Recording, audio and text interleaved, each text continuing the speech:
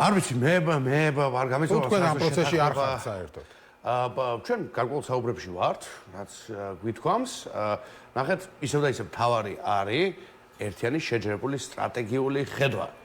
ეს არის ყველაზე მთავარი და მე გასულ კვირასაც აქ ამ სტუდიაში ამაზე ვსაუბრობდი პირველ რიგში, მათ შორის, როდესაც გარკვეულ უკვე წარსულდა უმნიშვნელო, მაგრამ მაინც ტაქტიკურად ხელშესახებ ამბებზე ვსაუბრობდით, მათ შორის გირაოზე და სხვა რაღაცეებზე. ნახეთ, ძალიან მარტივად ჩვენ უნდა შეგვეძლოს, მე კიდევ ერთხელ იგივეს ვიტყვი, ჩვენ უნდა შეგვეძლოს თანმიმდევრული გზის დანახვა. და გზადაგზა არ უნდა ვიყოთ, ეს იყო პრობლემა გასულ წლებში, დიახ, რა თქმა უნდა. იგი ამბობს, აღარ არის ახლოს ვართო შეთანხმებას. ღმერთმაგას აღარ იყოს. მე გამეხარდავ ხოლმე, აღარ იყოს. თქვენი პარტია როგორ უყურებს ამ თემას? არის ახლოს ეს ყველაფერი? თუ არ ხართ ამ პროცესში არ ხართ საერთოდ? არა, პროცესში ხო თქვი რომ ვართ, საუბრის კუთხით, რასთან ვართ ახლოს და რასთან არ ვართ ახლოს. ამას გვაჩვენებს შემდეგი ახლო პერიოდი, რასაკვირველია. მე მინდა რომ იყოს კარგი კოორდინირება, კიდევ უფრო კარგი ვიდრე არსებობს. ჩვენ გასული წლის განმავლობაში გქონდა არაერთხელ მომენტები, როდესაც ხანგრძლივი მომენტები, როდესაც კარგად მუშაობდით ძალიან ერთად და ეგ არის ჩემთვის მაგალითი იმისა, რაც გვჭირდება უფრო მეტად, ხო? ხო, მაგრამ მე მოხდა ფუნდამენტურ საკითხზე მაგალითად, ხო? გასდა სხვა როგორც იყო არჩევნებში მონაწილეობა არ მონაწილეობს თემა. სწორედ მან და ანუ მომავალში რომ ასეთ რამ აღარ უნდა მოხდეს, ეს როგორ შეიძლება რომ დაეზღუდოს? აი, ზუსტად მან ვარ, ხო? მე ესე მესმის ყოველ შემთხვევაში. შეიძლება სხვანაირად. მე ესე მესმის, როდესაც გარკვეული ტიპის კოორდინაციის ფორმატში შედიხარ, აქ ხო რეალურად ეს განიხილება, ხო? რაღაცა ერთი პარტია ნაკლებად განიხილება, ხო? ზოგადად როცა საუბარია ამ რაღაცებს, აქ საუბარია კოორდინაციის მოდელებზე, ხო? როგორ ვიკოორდინირებთ უკეთესად. კოორდინაციას გააჩნია ამაზე. კოორდინაციას საუბარი თუ ერთიან ალტერნატივაზე, ხო? ახლა მოთხოვნა მე რასაც უყურებთ ხალხშიც და დასავლეთისგანაც კი, რომ ერთი რაღაცა ძალას ხედავდეს აქ. არის ამაზე. ერთ ძალას უნდა რომ თანამშრომლობას ხედავდეს. გავიგე თანამშრომლობას, მაგრამ ერთი პირით ელაპარაკებოდეს რაღაცა. ხო, ახლა მარტივდება მაგალითად დასავლეთისთვისაც მარტივდება ვიზე გააკეთოს ფსონი. მარტივ რამეს გეუბნები. იგივე იცის ძალიან კარგად ვიზეც გააკეთოს ფსონი. ქართველი ხალხის მიერ არჩეულ 4 პოლიტიკურ კოალიციაზე. ასაგებია ეგ, მაგრამ ამ შემთხვევაში არ უყურებს ეგრე რა უყურებთ რა კოორდინაციას ბაშუე. იმიტომ რომ რასაც ხედავთ ახლა ხო იგივე ხა ირანის საკითხი რა ვიყოთ. ხო იქაც ასე თემა იყო რომ აი აგერ არის რეზა ფეხლები ალტერნატივა და თუ რაღაცა ამაზე გაკეთდება ფსონი ხო დასავლეთის მხრიდან და შიგნითაც მოსახლეობამაც ბოლოს განსხვავებული შემთხვევა არის. განსხვავებული შემთხვევა კი ბატონო. ნუ ავიღოთ უნგრეთის მაგალითი. ირანში პოლიტიკური ცხოვრება გაუქმებულია და შაჰი ყავდათ. ჩვენთან არის პოლიტიკური ცხოვრება, როგორ ფიქრობ? ნუ ჩვენთან ჯერ კიდევ არსებობს. ხო, სადღაც გარდამავალ ეტაპზე ვართ. ირანთან შედარებით უკეთეს მდგომარეობაში. ხო, კი ბატონო. კი ბატონო. ხო, ეგ მაგით შეგვიძლია ჯერ დავითრაბა. ჯერ კიდევ ყოველში. მაგრამ აი უნგრეთის მაგალითი ავიღოთ. ხო, იქაც ახლა ორბანი არის ამდენი ხანი და რაღაც იმედი გაჩნდა მას მერე რაც გამოჩნდა იქ ერთი ძლიერი ფიგურა პოლიტიკური ალტერნატივა. ხო, მაგრამ მეორე მაგალითი შეგვიძლია გითხრათ. კი, ხო, არა, ბევრი მაგალითი სხვა შეიძლება. აი, 2 წლის წინ გამოჩნდა 8 პარტია გაერთიანდა, 8 პარტია. მათ შორის ლიბერალები და ჯობიკი ერთად იყვნენ. სადეგა. ნეონაცისტები, ბატონო? სადეგა. უნგრეთში კი 8 თუ 9 პოლიტიკური სუბიექტი გაერთიანდა, ყველა პრაქტიკულად. აი, ლიბერალები და ნეონაცისტები ერთად შევიდნენ კოალიციაში. გამოარჩიეს ხუთიშვილის მამა, კონსერვატორი, რელიგიური პრაქტიკოსი, კარგი, გულანთებული, ახალგაზრდა შუახნის უნგრელი კაცი და ვერაფერი ვერ გააკეთეს. ხო, მაგრამ ახლა სხვა სიტუაცია. მაგაზე ანუ ეხლა სიტუაცია სხვა. შენ შეიძლება შექმნა ალტერნატივა. სხვა არის, ვისაც თქვენ საუბრობთ. პეტრ მაგიას ხაშურის უნგრეთის თვითონ აი დაახლოებით სააკაშვილის შევანაძის ამბავს გავს, ხო? თვითონ ორბანის ადმინისტრაციიდან გამოსულია და მისი მეუღლე ორბანის წულუკიანი იყო დაახლოებით, იუსტიციის მინისტრი და ყველაფერს. ასე იგი, მაგრამ მე რაზეც ვსაუბრობ, იცი რომ შეიძლება შექმნა ალტერნატივა, მაგრამ ეს ალტერნატივა არასწორად შექმნა, ან არასწორი ლიდერი აარჩიო. ეგ ერთი საკითხია. ეს ერთი საკითხია, მაგრამ საბოლოო ჯამში რომ ალტერნატივა არის საჭირო, ამას უარყოფთ, რომ ერთი ძლიერი ალტერნატივა არის საჭირო და ეს არის მოგების ფორმულა. ეს ერთი ძლიერი ალტერნატივა, ერთი ძლიერი ალტერნატივა მიიღწევა გაერთიანებით, თუ მიიღწევა იმით, რომ ერთი პოლიტიკური ძალა მოიპოვებს რაღაც ყველაზე მეტ მხარდაჭერას და ის გახდება მთავარი პოლიტიკური ძალა, ეს სხვადასხვა გზები შეიძლება არსებობდეს. თქვენ არ ვიცი როგორ ხედავთ ამას, მაგრამ გეტყვით, ძლიერი პოლიტიკური ერთი მთავარი ძლიერი პოლიტიკური ალტერნატივის არსებობა რო არის საჭირო, ამას ასე ვერ ხედავთ თუ ხედავთ ასე ამას. მე მაგალითად მგონია, კაცი ნახეთ, მოდი დავიწყოთ საიდან, აქ ბევრ რაღაცას ვლაპარაკობთ, ბევრ თემაზე. აქ ყველა საინტერესო, ყველა მნიშვნელოვანი, მაგრამ შევქონოთ ასე. მე მგონია, რომ 2024-ში, როდესაც ხმის დაცვა ვერ შევძელით, ჩვენ საკმაოდ კარგად შევძელით ამომრჩევლის მობილიზება. და ეს შევძელით მათ შორის იმიტომ, რომ ჩვენ სხვადასხვა ტიპის ამომრჩევლებისთვის ვიყავით მოსაწონი. ანუ იქ მერაბიც მივიდა არჩევნებზე, იმიტომ რომ თავისი წილი არჩევანი ჰქონდა, გრიგოლიც მივიდა, იმიტომ თავისი წილი ჰქონდა და ასე შემდეგ, ხო? ეს არის ერთი გზა, ერთი ხედვა. მეორე გზა არის იმის თქმა, რომ მთელი, ვთქვათ, როგორ ვთქვათ, მთელი სპექტრი, ყველა მოქალაქე, მთელი პოლიტიკური ენერგია, ხო, მთელი საზოგადოებრივი რესურსი და ენერგია იყოს ერთი გარკვეული ქოლგის ქვეშ, ხო, რომელიც არც ლელოა, არც არა, ერთი შეიძლება არ იყოს, მაგრამ ერთი იყოს ყველაზე ძლიერი გაერთიანება. ორი მოდელია, ხო? ერთი ალტერნატივა, ანუ თუ ყველა ვერ გაერთიანდება, ეს იმას არნიშნავს, რომ გაერთიანება არ უნდა შეიქმნას ამას ვაო. ვიღაცა შეიძლება თქვას, მაგრამ ლელომ თქვას, რომ არ მინდა, ხო? კი, მაგრამ უთქვენოდ შეიქმნება. და იქნება დიდი გაერთიანება და რაღაცა ლელო, ანუ ნაცებმა თქვას არ მინდა და შეიქმნება ნაცების გარეშე და იქნება ეს გაერთიანება და იქნება ნაცები ცალკე, ან გახარიეთ და ასე შემდეგ. ანუ აქ თავარი რა არის? აქ თავარი არის ის, რომ შეძლებს ამორჩეველი დაინახავს თუ არა ოპოზიციის მხარეს სიძლიერეს. სიძლიერ ძალას, რომელ ალტერნატივას პოლიტიკურ ჯგუფს, რომელსაც აქვს უნარი დაამარცხოს ხელისუფლება და რომელსაც შეძლებს რომ გაყვეს ამ ბრძოლაში. ეგ უნდა დაინახოს. დღეს ხო არჩევნები არ არის თან. ძალიან ბევრ თემას ვლაპარაკობ და ვერ ვეწევით თემებს. ნახე, რა შესაქმე სიძლიერის დანახვარი მნიშვნელოვანი, ამომრჩევლის მასობრივი მობილიზაცია არის მნიშვნელოვანი, კრიტიკულად მნიშვნელოვანი, იმიტომ ამის გარეშე არ მოხდება პოლიტიკური ცვლილება, მაგრამ სიძლიერე ჩემთვის პირადად აღნიშნავს ერთი სუბიექტის არსებობას არანაირად და ემპირიული მაგალითი გვაქვს უამრავი ქართული წინასწრიდან როდესაც რაღაცა ტიპის ერთობა იქნება მაგრამ რაღაც პრინციპებზე არ დგას სწორად არ არის ერთნაირი გააზრება საკითხების ხო მაგალითად ასევე ახსენე ხო თქვა არჩევის საკითხი თუ ფუნდამენტურ საკითხებზე არ იქნება ერთიანი ხედვა წინასწარ ხო თქვა პირველივე მოსახვევში მე ფეთქდება ერთობა ხო აღარ არის ეფექტური და მე ამაზე საუბრობდი გასულკვირებშიც და ახლაც რომ ეს ამდენი წლის განმავლობაში ასეთი ერთობა არ არის საინტერესო თუ ამაზე არის საუბარი არა სულ სხვა რაღაცებზე ხომ საუბარი სულ სხვა კონტექსტებში ხო ეხლა ველაპარაკოთ ამ კონტექსტში იმიტომ ეს ანუ უფრო რთული იქნება ხო რაღაცა მოხელდება საკითხის თუ ისეთი ტიპის ერთობა არის შესაძლებელი რომელიც ემყარება საერთო კოორდინირებულ სტრატეგიულ შინაარსს და ეხლავე ვიცით რომ მე რო ამას ვამბობ ამას გულისხმობ რომ არჩევნები ამას ნიშნავს ჩემთვის გირავ იმას ნიშნავს ლეგიტიმაცია ასე არა მაგრამ ისე არ არის ასე აი ამ საკითხებზე თუ არის ერთიანი თანხმედრა მან შეიძლება რომ რაღაცამ გაიხაროს ეხლა შემდეგი კითხვა ისმის აუცილებელია ერთი დიდი კალათი არსებობდეს იმისთვის რომ ძალას ასხივებდე და იმისთვის რომ შეძლო რეჟიმის დამარცხება მე პირადად ხაზგასმულ პირადი აზრია ჩემი მივიჩნევ რომ არა ანუ ლელო არ იქნება არ მიყვება ეგ საქმე ხო მე თქვი ჩემი პირადი აზრია თქო აი კიდევ კარგი რომ ამ წამს თქვი გავიგე მაგრამ ნუ ლელოში განსხვავებული აზრია ამაზე ჩვენ არ გქონია ფორმალური მსჯელობები ამ საკითხებზე ამ ხო და ამიტომ რაღაც მივარაუდე რომ ლელო დიდად ამით აღფრთოვანებული არ არის როგორც ხვდება ამ იდეით არა იდეა რაშია უნდა გავიარო არის იმაში რომ დასავლური ძალები გაერთიანდნენ ამაში არის ეს იდეა რაზეც ეგ არა ჩემთვის პოლიტიკური იდეა აი ამაშია საქმე ამაშია პრობლემა ნახე აი კარგი მაგალითია ამაშია პრობლემა პოლიტიკური ძალები გაერთიანდნენ ეგ არ არის ჩემთვის პოლიტიკური იდეა ეგ არის ფორმა აი ზუსტად მაგაშია საქმე და მადლობელი რომ მან მივედით ფორმები მე პირადად ხას უსვამ მე პირადად გრიგოლს ნაკლებად მაინტერესებს ნახე 1000 რაღაცა 8-იანი 4-ეული ამ ბოლო წელს არ ვამბობ იქამდეც ვამბობ 24-მდეც ხო რამდენი რაღაც გვინახავს ხო 3-ეული 4-ეული ეგ არ მაინტერესებს მე მაინტერესებს პოლიტიკის შინაარსი კერძოდ პირველი სტრატეგიაზე და ტაქტიკაზე არის თუ არა ერთიანი მსგავსი მაინც არა მაგის გარეშე ერთიანობა ვერ შედგება ხო ახლა ზუსტად ამ ყველაფერზე უნდა თუ ვერ თანხმდები ამ თეფალ ის კი არა მე ვამბობ რომ გაერთიანება რა შინაარსით მოძრაობს ესა თუ ის ჯგუფი აი ესე თუ ვიცით ეგ უკვე სხვა თემაა ხო და ამას ლაპარაკი ჭირდება და ამაზე არ ლაპარაკობთ თუ არ ლაპარაკობს ლელო ამ თემაში მაშინ რავი სხვა თემაა ლაპარაკი არის როგორ არის არა აი მე რა მაინტერესებს იცი რომ ეს პარტიები რაზეც ლაპარაკობენ ეს კონკრეტულად ეს მაინტერესებს ეს პარტიები რაზეც ლაპარაკობენ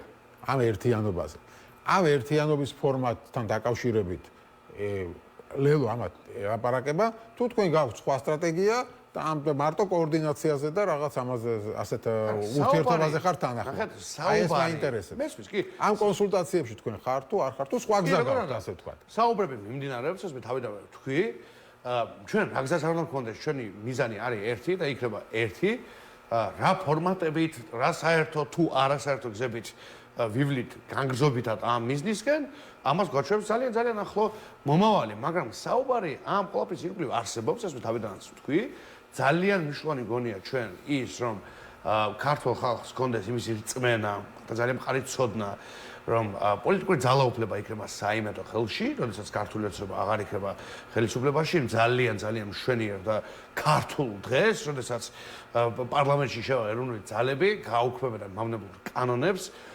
გაათავისუფლებენ თუ იქამდე არის გათავისუფლებული პოლიტიკურ ტყვეებს, რომელიც არიან სინდისის და პატრიოტიზმის გამო რეალურ ტყვეობაში და არაპატიმრობაში, და რომელიც დააბრუნებენ ჩვენს ქვეყანას იმ ევროპულ და ეროვნულ გზაზე, ძალიან შვიდ განვითარებაზე ორიენტირებულ გზაზე, რაც ამ ქვეყანაზე მის მოსახლეობას ძალიან ჭირდება და ძალები, რომელიც არ იქნებიან აი ესეთი უმსგავსო, როგორც დღევანდელი ეგრეთ წოდებული მართული ძალაა, ხო, რომელიც მილიონებს თვითონ აღიარებს, ხო, უკვე. წარმოიდგინეთ, თვითონ აღიარებს, რომ მისმა კაბინეტმა, ხო, სხვამ კი არა, ახალი თაობა ხო არ არის ქართული ოცნების, ხო? თავისივე კაბინეტზე ამბობს, ხო, თავისივე ადმინისტრაციაზე ამბობს, თავისივე კოლეგაზე ამბობს, რომ მილიონობით ლარს იპარავდნენ, რამდენი თავისი კოლეგა ჩასვახა ციხეში. და იგივე მინისტრთა კაბინეტის წევრი იყო. უმრავლესობის ლიდერი იყო ამ ხალხის. ხო, აი საოცრება არ არის? ისიც არ არის, რომ ახალი თაობა მოვიდა, ხო, პარტიის და რევიზიონიზმი დაიწყო, ხო, თქვათ და რაღაცა ახალი იდეალები დასახა და აბა ბოდიში ვიხდი და შევცვალოთ გეზი. თვითონ ეს კაცი იყო აი მაგ კორუმპირებულების უმრავლესობის ლიდერი, პარლამენტის სპიკერი, ძმაკაცი, რა ვიცი, 1000 გვარი შეთანხმებებში, ბიზნესები მაგათ იყო და ჩვენ გველაპარაკება ფასებზე. მე მიხსნის ფასებს. რა იცის ფასებზე ირაკლი კობახიძე. აი რა იცის ფასებზე, ეხლა მაგიტომ ნორმალურია ეხლა რა გაახსენა ფასები? ეგეც ხო აჩვენებს რომ საერთოდ აბსოლუტ გაგნებაში არ არის, ხო? აბა ეხლა როგორ გაახსენდა? რა ვიცი, წინა წლებში უკვე კარგი ფასები იყო? ხო? და აი ამ მსგავსებებიც უნდა დაიცალოს ჩვენი პოლიტიკური ცხოვრება, ხო? იმიტომ ქართული ოცნება არის დღეს პოლიტიკური მსგავსება აბსოლუტურად და მე ვფიქრობ, რომ როგორ უნდა მოახერხოს ოპოზიციამ გაუწიოს წინააღმდეგობა ამ ყველაფერს, ასე თქვენ საუბრობთ ახლა, ხო? ამაზე არის ხო რა სტრატეგიით და რა ხედვით? ძალიან ბევრი მუშაობით ადამიანებთან, ძალიან ბევრი მუშაობით არა ერთმანეთთან ლაპარაკით, რამდენადაც ხალხთან ლაპარაკით. მე ესე მგონია სწორი. მე თუ მეკითხებით, მე ვიტყვი ჩემს გულწრფელ აზრს, როგორც ყოველთვის. და არა რაღაც ლამაზ ხაზს, ხო? მე მგონია რომ ჩვენ უნდა ვიმუშაოთ ძალიან ბევრი ხალხთან, ადამიანებთან, მათ შორის ერთმანეთთან უნდა გქონდეს კარგი გამართული კოორდინირება და ვაჩვენოთ ადამიანებს როგორ ვაპირებთ მომავალში მართოთ ეს ქვეყანა კოალიციურად და პასუხისმგებლობით ეს ცხადია, რა თქმა უნდა, მაგრამ ამ პროცესში უნდა დაგვაწყდეს ხალხი. და იმ ადამიანებზე საუბარი და იმ ადამიანებთან საუბარი და მათთან ერთად პოლიტიკური ცვლილების შექმნა, ვისთვისაც ეს ყველაფერი ხდება. ხო? ეს არის თავი და თავი. და ძალიან რთულია ქართულ პოლიტიკაში ეს ჩვენი ბრალი არ არის, აქვე ვიტყვი, არა იმიტომ რომ ჩვენ ბევრი ბრალი გვაქვს, მათ შორის ოპოზიციას და მე ყოველთვის ძალიან მზად ვარ და ღია ვისაუბრო ამაზე, მათ შორის ეთერში, მაგრამ ჩვენი ბრალი არ არის, რომ ძალიან რთულია იყო პოლიტიკოსი ავტოკრატიაში, ხო, ძალიან რთულია. ხო და ამ ავტოკრატიაში როცა ლაპარაკობთ, ხა, წეგავ ლაპარაკობდით იმაზე, რომ აი ირანი ფლად არა ვართ, მაგრამ პოლიტიკა ჩვენთან არის თუ არა ცოცხალი, ეს საკითხავია იმის გამო, რა ვითარება შექმნა ხელისუფლება, ხო? აბსოლუტურად. ამაზე არის საუბარი და შესაბამისად, ამ ვითარებაში სტრატეგიაც და ბრძოლაც განსხვავებული უნდა იყოს, ხო? არა ისეთი, როგორც ჩვეულებრივ ვითარებაში, როცა არის დემოკრატიული ქვეყანა, არის იქ არჩევნები, იქ ერთი გზით მიდის, მეორე გზით მიდის, მრავალფეროვანი არჩევნები. ანუ ამ კონტექსტის გათვალისწინებით გეკითხები, ხო? ანუ თქვენ ისევ მიყვებით, რომ რაღაც ჩვეულებრივი პოლიტიკა უნდა ვაკეთოთ, ეხლა ვიაროთ რეგიონებში, ხალხს ვილაპარაკოთ პენსიებზე. ეგ თუ არ აკეთებ, ვერაფერს არ გააკეთებ. არა, ესეც უნდა აკეთო კი, მაგრამ ანუ აი ეგ არის, ჩემთვის თუ არა. ხო, არა. ეგ უნდა აკეთო პირველ რიგში. მე ვფიქრობ, რომ პირიქით არის, როცა სიტუაცია არის შეცვლილი, როცა უბრალოდ პოლიტიკა არის მკვდარი, პოლიტიკის ფუტიკაშვილი მაგალითად პირობითად პოლიტიკის ადგილი აღარ დარჩა ამ ქვეყანაში რა, ანუ როცა ქვეყანას ასიარს მარწუხები მოჭერენ. აბა მე რო დავდივარ ქუჩაში პოლიტიკის ადგილი არ არის, რა. უამრავ ადამიანს ველაპარაკებ და მელაპარაკებ, ეგ არის პოლიტიკა პირველ რიგში, ხო? ხო, კი ბატონო, გაჩვენაში რას დავარქვეთ პოლიტიკას, მაგრამ ჩვენ ვსაუბრობთ ტრადიციულ პარტიულ პოლიტიკაზე. ძალაუფლების ტრადიციულ პარტიულ პოლიტიკაზე, ძალაუფლების შეცვლის, მისი ეკონომიკის შეცვლის პროცესი, ხო? ამ კუთხით. მაგრამ აქ საუბარი არის, ჩვენ გვაქვს აქ თავისუფალი გარემო, შენ შეგიძლია სადაც რაღაცა ილაპარაკო პენსიებზე, შესთავაზო კარგი პროგრამა და ეს ადამიანი მოვა და შენ ესე მოგცემს არჩევნებზე შენ ხმას არავინ არ მოგპარავს, ასეთი გარემო გვაქვს თუ შენ გჭირდება ეხლა გახარ ქუჩაში, აგერ ხალხი ქუჩაში დგას, არის ნაწილი მოსაუბრებელი ზამოს ეხლა პოლიტიკა კი არ გჭირდება წინააღმდეგობის მოძრაობა, იატაკოსთან მოძრაობა, ანუ პოლიტიკის გრა დისიდენტების დროა ფაქტობრივად, ისეთი ვითარება არის. წინააღმდეგობის მოძრაობა პოლიტიკა არის. ასეთი შეხედულებაც არის, ანუ ფართო გაგებით ყველაფერს პოლიტიკა შეიძლება დავარქვათ. მე გეკითხები გელაპარაკე პარტიულ პოლიტიკაზე. ამ შემთხვევაში, ანუ ეს გჭირდება თუ ფიქრობთ რომ უბრალოდ ჩვეულებრივად გაგრძელდება ხა ვითარება, მოვა 2028 წელი, ყველა პარტია ცალ-ცალკე მიიღებს არჩევნებში, თუ საბრძოლველი არის ვადამდელი არჩევნებისთვის, პოლიტპატიმრების სხვადასხვა ამოცანებია. პოლიტპატიმრების გამოშვებისთვის, როცა იბრძვი. მაგისტრის ვიბრძვი წელიწად ნახევარია. ხო, არა, რატო იბრძვის, ნახე? პოლიტპატიმრების გამოშვება და ვადამდელი არჩევნების მოპოვება თუ არის მთავარი მიზანი, პოლიტპატიმრების გამოშვებას მოსა რეგიონში რაღაც პენსიაზე საუბარი სხვადასხვა რამეა. პოლიტპატიმრების გამოშვებას სხვა აქტივობებით უნდა მიაღწია და არა იმით. კაი, დავიწყოთ იქიდან, რომ მე მგონი შეხსება ამჭირდება მაგ აქტივობების, იმიტომ წელიწად ნახევარია მე და ჩემი პოლიტიკური ძალა ქვეყნის შიგნითაც და ქვეყნის გარეთაც, რა ვიცი, მინიმუმ 15-16 სახელმწიფოში მინიმუმ გარეთ და რეგულარულ კომუნიკაციაში ვიბრძვით სწორედ მაგ იდეალების და მიზნების განსახორციელებლად და მე მგონი ბევრს არა აქვს უფრო მეტი გაკეთებული ვიდრე ჩვენ პოლიტიკურ ძალას, თუმცა სხვებსაც ძალიან ბევრი, ამიტომ ეგ ცხადია, მაგრამ მე არ დამიწყნია, არც ბრიუსელში, არც ვაშინგტონში ყოფნისას და არც სხვაგან არასდროს, რომ პოლიტიკური ძალაუფლების ცვლილება ხდება ქვეყნის შიგნით, ხალხის მიერ, ხო? რა თქმა უნდა, და ამ ხალხის გარეშე და მათთან საუბრის და მათთან მუშაობის გარეშე არავითარი პოლიტიკური ცვლილება არ იქნება. კი ბატონო, ამიტომ თქვი, რომ ეგეც სულ, მაგრამ თავარი რა არის? ჩემთვის თავარია. აი ეგ არის განსხვავება ამ შემთხვევაში ჩვენს ხედვებში. ნახე, მე კი არ მithქოს პენსიაზე კი უნდა ვალაპარაკო აუცილებლად. თუმცა პენსიაზე თქვენ დაპირდით ამ ხალხს 1000 ლარიან პენსიას, მაგრამ გადავდივართ სხვა თემაზე, ძალიან ამან ვერ მოგაგებინათ არჩევნები. სხვა თემა არის. რომ დაპირდით, მე ჩვენ პარტია სამჯერ გაიზარდა სხვადასხვაის. მაგის გამო? მაგის გამო არ მაჩვენებს. ბევრი რაღაცის გამო, მაგის გამო, სწორი პროგრამის გამო, აბა. კი ბატონო. აბა ხარ მე მოვეწონე 100.000-ში უფრო მეტად ვიღაცას, ან ვიღაც შეიძლება. არა, ეგეც კარგია, მაგრამ რა თქმა უნდა, შინაარსის გამო, პოლიტიკური შინაარსის გამო. იმიტომ რომ ადამიანი გისმენს და ელის შენგან პასუხებს იმ კითხვებზე, რომელიც მას აქვს. და მე ძალიან მყარად ვიყავი იმ აზრზე, აი გასულ თვითმმართველობის არჩევნებზე და იქამდეც და ახლაც ვარ, არაფერი არ შეცვალა მაგ კუთხით პირიქით და ეხლაც იგივე ადვოკატი ვარ, რომ პოლიტპატიმრების გათავისუფლება და ყველა სხვა პრობლემა ებმის ერთმანეთს. იმიტომ რომ ნახეთ, არის პროტესტი, ძალიან მნიშვნელოვანი პროტესტი, რომელიც რუსთაველზე ხდება და რომელიც სხვადასხვა კერებშიც ხდება, მას აქვს თავისი თემატიკა, მაგრამ ასევე არის ადამიანები, ძალიან ბევრი ადამიანი ჩვენ ქვეყანაში, ძალიან ბევრი, ვისაც გააჩნია საკუთარი დღის ესე იგი მათ შორის, ეგ კი არ ნიშნავს, რომ პოლიტპატიმრები და ის ბიჭები და ზეამოღლებელი სხვები არ ადარდებს, მაგრამ ამავე დროს ადარდებს სხვა პრობლემებიც, ხო? და სოციალური კავათი დაუწყეთ, რომელია პრიორიტეტი, ხო? მეორე ხარისხოვანი და ასე შემდეგ. არა, რა არის ბრძოლის თავარი ხაზი? სად გადის ბრძოლის თავარი ხაზი? მე პოლიტიკაში საერთოდ იმიტომ ჩავერთე თავის დროზე, რომ ჩემთვის პრიორიტეტი არის სოციალური და პოლიტიკური სამართლიანობა. ეს ორი მოდის ერთად. ხო, და წახვედით ბანკირების პარტიაში. ახლა ესეთ მოპატება ეს კოცური პროპაგანდის ხაზის კოცური პროპაგანდა. ანუ ახლა აწამსვა ბანკირების პარტია არის. მემარცხენე კაცი ხო წახვედით. მე წაკითხული გაქვს პროგრამა წაკითხული გაქვს ანონციოც ანონციოც. არჩევნების ყველას პროგრამა წავიკითხე, მაგრამ ძალიან კარგი. მე იმ პროგრამაში ნახე რამე განსხვავებული ჩემი ხედვებისგან. კარგი, ამაზე მოვიკამათებ. ლელო არა, რახან ვახსენ. ბანკირების პარტია არ არის ერთი სწორი სახელი. აქედან დავიწყოთ. ბანკირების პარტია ეს არის ჩვენი საერთო ერთობლივი პოლიტიკური პროექტი, ჯერთი ბანკირები კი არა მნიშვნელოვანი ანტრეპრენორები არიან, რომელსაც უამრავი სად არიან? მოდი გახსენებაზე, სად არიან? ვერ ვეწევი თემებს. არა ძალიან საერთოდ ხალხს ვავითარებდი, ვიდრე ცოტა პროპაგანდისტური რაღაცა ბრაშუაში არის მესაწავი და ვიცი მე. არა, თქვენ დაიწყეთ იმაზე საუბარი, რომ თქვენთვის თავარია თურმე სოციალური პრობლემები. მე 6 წლის თავზე მანდავარ. მე რო დავიწყე რა სამე სხვაგან წავედი. მეც მახსოვს რომ მემარცხენე იყავით. ხო, და შენ და ირაკლი კუპრაძე. დიახ, მე ეწამ ბოდიში.